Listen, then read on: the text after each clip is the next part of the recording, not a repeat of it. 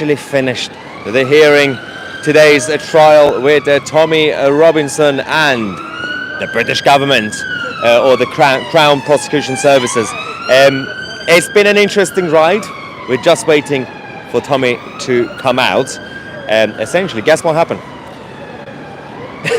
We literally had the witnesses from the Metropolitan Police and basically the police in general, because there were some other police forces around as well, messed up all their statements and all the testimonies. The judge could see that he had enough, so he basically told them, it's fine, I've heard enough now. He gave a chance to the CPS, to the government, to go and to go and think whether they want to pull the case. So we waited for about 10-15 minutes, and the CPS was supposed to be pulling the case. Clearly somebody from the state or the government told them, keep going. They decided to continue, and the judge basically said, this is over. I'll come back tomorrow at 10:30 a.m. with the final verdict. And the way it looks so far, obviously, we can't really make the judgment yet. He's going to have to kick it. He's going to have to get rid of it. He's going to have to rule in favor of Tommy, because there is absolutely no case here. Every single video footage, every single evidence was in favor of Tommy Robinson. The witnesses from the police didn't know what they were talking about. The absolute embarrassment for the police in general, because their own officers and their own leadership as well, the people who gave command on the day didn't know the basic guidelines of the Home Office. They didn't know the basic regulations on the day. Even right now, they've had enough time for a few months to do their studies. They still didn't know. And they made a mess in terms of the documents when they arrested him, the timing of the arrest and the notice. It hasn't really helped the CPS or the Crown Prosecution Services. And we're just waiting. Tommy's just having a chat with his lawyers, and he's going to be coming out within the next few minutes. It's been a long day, absolutely long day. But obviously, the judge could still rule against him. He can, because he hasn't actually said Tommy is free. We'll find out at 10:30. But the whole hearing is now over. The witnesses over. At the end, obviously, when we had the two lawyers, obviously Tommy's lawyer and the CPS lawyer, giving the final statement to the judge. The judge was very much scrutinizing the CPS side because there were a lot of holes in their arguments. Obviously, he heard Tommy's lawyer. He heard him out, and he said, "That's fine, but we'll find out." So anything could still happen. As I said, the judge could still technically rule against Tommy, but it makes no legal sense, considering there's no case, obviously, and also the attitude of the judge himself. It didn't seem like, because he could have made a decision now, and he decided to give a chance to CPS to pull the case. They decided not to do it. Clearly, somebody told them not to. Let's talk to some people here, find out exactly what they're thinking. Podkin, what are your thoughts? So they gave a chance to CPS to actually pull the case. They went 10 minutes, think about it. They decided not to pull the case. Clearly someone told them to keep going. And they were very, they were making sure that the bail condition stays, so Tommy doesn't go to any gatherings tomorrow. Yeah. What do you think of this? I mean, they made a mess of their own case anyway. Totally. This was actually a trial of the stupidity, incompetence, and ineptness of the police more than anything else. And it's just unbelievable that even though the Crown prosecution, they knew they just didn't put up a good case, they just wouldn't let go. And they were even asking like Tommy that he has to leave tonight. He can't even spend a few hours, having come all the way to London for his trial, that he can't spend a few more hours here. They were insisting that he leaves immediately. It's just unbelievable. I mean, just. You think the trials in Iran are bad? Oh yeah, Podkin is also from Iran, so yeah, he knows. Yeah, like in Iran, they give the judge a script, and it doesn't matter what evidence you produce. And this was more or less there. I mean, the case should have been thrown out by now. Yeah. Yeah, man, I think that's the biggest issue. I don't understand why the judge still has to wait till 10:30 to decide. Definitely, the police had a very bad day today. I mean, even the prosecutor was saying that PC Parker did himself disservice. Yes. So even the prosecutor knows that the police messed it up. It's just that they're trying to find another angle of, building up some sort of documentary evidence, which I don't know if they're going to be able to do it till tomorrow or whatever, but that's what they're trying. But even the prosecutor admitted that the police didn't do a good job in terms of like gathering evidence and presenting the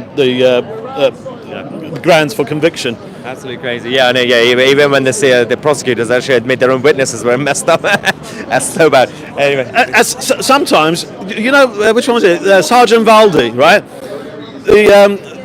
The prosecutor was asking him questions, and he wasn't giving the answers that the prosecutor wanted. Yeah. And the prosecutor was almost trying to put the words in his mouth. I'll let you go because Tommy's coming. Yeah. Tommy's coming out. I think Tommy is just about to exit the court. I think. Is this still in the toilet? It's coming out now. There we go. Cheer, go mad. Get everybody going mad. Show. Hey!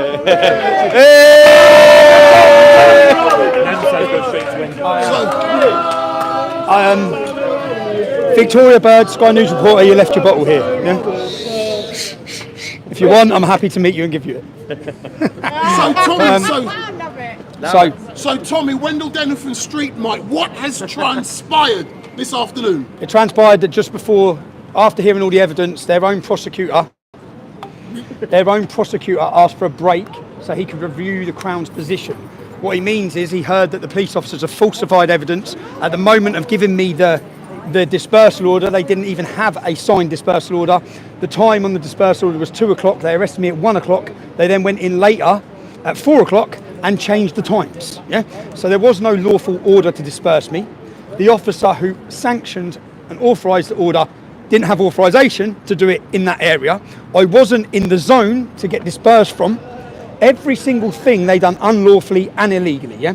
They're meant to take into account my rights as a journalist. That they took no accounts. The officer's words were, "So what?" Yeah.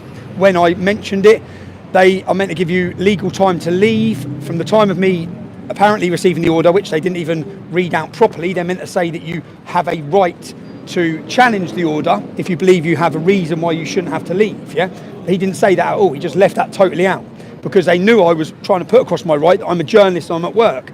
They're not allowed to legally give an order to someone who's a journalist and at work. Yeah. So they failed on 5 or 6 legal points today. But so we've asked the case to be dismissed.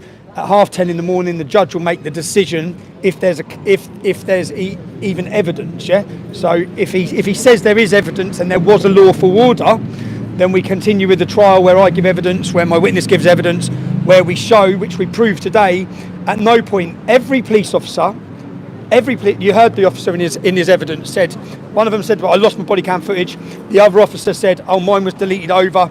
The reason why they don't want the body cam footage is because then you'll have the audio of what they were saying and what I was saying. Yeah. All I was saying is my car keys, which again is a reasonable excuse for me not to leave, which I didn't even say I wasn't leaving. What I kept saying is, I need my colleague, yeah? He needs to come with me. If you're going to escort me out of here, my car's over there, he's got my car keys, how can I leave? You can't just walk me down the road, my car's there. So all of this has been deleted, there is no footage, which again, I think the Met Police have just exposed themselves as corrupt, as liars, as believing they are above the law themselves. The actions, we've all seen two-tier policing. It's been a total embarrassment and humiliation to the whole country. Everyone now knows the things that I spoke about 13 years ago. When I first started my activism, I spoke about two-tier policing. When I first wrote a leaflet dated 2004, I talked about how whites and blacks are being racially and religiously targeted in Luton Town by Islamic gangs, and the police do nothing. How we, when I say we, whites and blacks get treated with iron fists, yeah, by the police. A certain community is given exemptions. What we've seen with the protests is everyone in the country has witnessed those exemptions that they're given. They've witnessed the way that they're policed in comparison to other communities of police. So the whole country now knows what I saw. I saw it because I'm from the town of Luton. I've seen the police pander to them, as we've seen the Metropolitan Police pander to them. These problems, the reason why grooming gangs were allowed to happen is because the police were scared of them. It's not just grooming gangs they let happen, they literally let every crime go along. 55,000 girls, female genitally mutilated with not one single prosecution in this country. That crime carries 14 years in prison. No one was prosecuted. There are exemptions across the board because we have a police force which is intimidated by an Islamic extremist community. That's what we're seeing. So I've gone off on one there, but I'm in court. I think tomorrow I should have my name cleared. I want to say a thank you to every single person who supported me. Whenever I walk in there, even if I go to jail, I know I'm not alone. I know there's an army of people supporting me. Everywhere I walk in the streets, people shake my hand. I don't get grief anymore. I used to get a lot of grief. I used to get a lot of abuse. It doesn't happen anymore. I think there's been a mass awakening in the last 12 months, certainly since October the 7th, in this country and across the Western world. So I just want to say thank you, because my QC, which is Alistair Williamson, was unbelievable. Yeah, anyone who sat in there saw how good he was. Tana, who is my solicitor from Carson K, they've been brilliant throughout this. But I never would have had the opportunity to have that legal team if it wasn't for you supporting my case. I hope I get justice tomorrow. I hope I get a win, and I hope you get a win, because you've supported me for so long. So I hope really we do get justice and we can celebrate it on St George's Day. Could there ever be? Do you know when I was sitting, when they were doing the dates and they were mentioning through the dates, I text my solicitor saying 23rd of April, yeah? I text my solicitor, she looked at me and then she said, oh, can we, and she went 22nd, 23rd, and then they agreed it. And I text her saying, you just got my trial on St George's Day. Yeah? The verdict is going to be on St George's Day. She just looked up, I was laughing, thought the judge ain't got a clue what the 23rd of April is. None of them have got a clue what it is. But it's our national day. It's our national day to celebrate our identity, celebrate who we are, without any shame either, to celebrate it and be proud of it. So yeah, thank you again, man, because I actually had a very entertaining day there. I just watched police officer after police officer get tied in knots for their lies, their corruption. How can anyone who's watched the video and then listened to what the police officer's statements say, it's like swinging my arms violently, acting aggressively. It's like, what are you talking about? What are you on about? The video shows I didn't. It's not like you can lie. There's videos. You're absolute embarrassment. But yeah, resign, Mark Rowley. The whole country wants you to resign. You're incompetent. Knife crime, gun crime, robberies, violence, rapes, every single thing's gone up under your watch and Sadiq Khan's watch. You have embarrassed and humiliated this entire country. And if the government wants to restore the faith in policing, do you know it's a dangerous road you're going down? You know when the people lose faith in the police, you're going to have a lot of trouble on the streets, yeah? And that's where you're headed. You're bringing it there. So you need to resign and restore some faith. You need to resign anyway, because it's absolutely embarrassing the way you've treated these demonstrations for 6 months. You've allowed Islamic radicals to take over our capital city week in, week out, and you've come down on their side against law-abiding citizens. I was a law-abiding citizen on the 26th of November. I was there to do my job. You sent your boot boys in to violently attack me, and tomorrow we get the verdict which proves it to the world. So thanks everyone for your support. So that was Tommy Robinson outside Westminster Magistrates Court in Marylebone in London. Hang on. So, as you guys heard, of course, we're going to find out within the next, 15 hours, 16 hours. It's going to be interesting. I think, yeah, there's absolutely no case anymore. Even the judge essentially indicated that because he was scrutinizing the prosecutor massively on all the holes in their arguments. Of course, when it came to the defense lawyers, there was not much holes, so they just listened to them. I don't know what's going on here. Hang on. What's going on? By the UK government. Why not? I don't know all the circumstances. You've heard the police apology. Give media interviews now.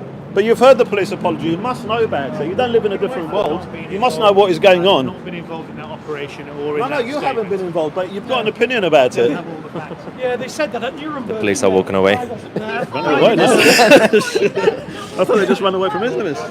It's funny, back in Iran we were scared of the police, but the police are scared of us. But they still mess it up. A lot of people thought that the whole thing, like here they orchestrated like a plot.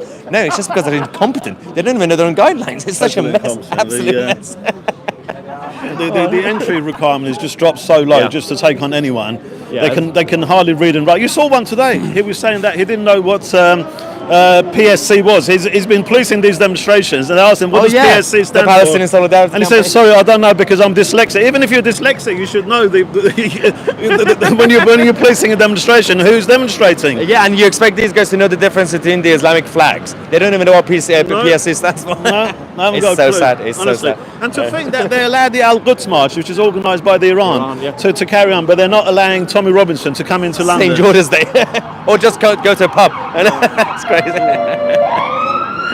What a crazy, absolutely insane day, ladies and gentlemen. I love how at the end of the call we're just now bullying police officers for no reason.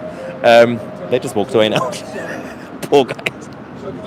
What a crazy situation. What's happening here? It's still talking. And Why is it still talking? is that Why is it still talking? We're gradually going back in the cold. We're not going back in there. We're waiting for tomorrow. Exactly. We will be back here tomorrow, 10:30 a.m. And then straight after that, we're going to St. George's Day. Whitehall, yeah. Yeah, Whitehall, baby. Yeah. Or With or without Tommy. Or Waterloo, yeah. Waterloo, yeah. I don't Well, think- Waterloo midday, Waterloo. and then Waterloo, and then, where we going? Whitehall, 3 Whitehall. Whitehall, Whitehall. 3 p.m. 3 p.m. Waterloo, Whitehall. Waterloo, you see me coming out of the two. Absolute mess. This is the far right, by the way. I love it. So, not far right, we've just been right so far. All right, we're just right. Right so far. Right so far. So he's now being interviewed by Rebel Media, Rebel News. He used to work for them, by the way, before he got cancelled. One of the times he got cancelled. He's been cancelled so many times. But so, oh yeah, I found the police officer who walked away earlier. So, as that young lady said, we'll be there tomorrow at Waterloo and then Whitehall. But we will be here, right here, 10:30 a.m. The verdict will be quick, immediate, almost immediate. And then we're going to go straight, we'll do a live stream here, and then we're going to go straight to Waterloo. Alright guys, let's have a look again before we go. And then of course, we're now going to go to a pub before they kick Tommy out of London. Before he gets deported again every single time. I mean, I do love the irony that they kicked him out of London. And then in order to attend court, he has to actually come to London. And during that day, he could do whatever he wants. He could go to a pub, as we did earlier. And then they're going to deport him again. I think there's a bit of a problem. Oh, hello.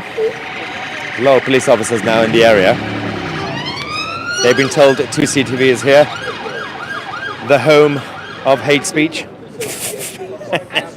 Okay, so these guys are still being proactive. What I'm going to do, and it started raining as well, so I'm going to take a break. We're going to go back to the 2CTV towers, and I will give you guys more updates about not just this, but of course, there's so much has happened in the news over the last few hours, which we have to talk about. So let's go back and talk about it. Thank you so much for watching. I'm Maya 2C, and we are the media.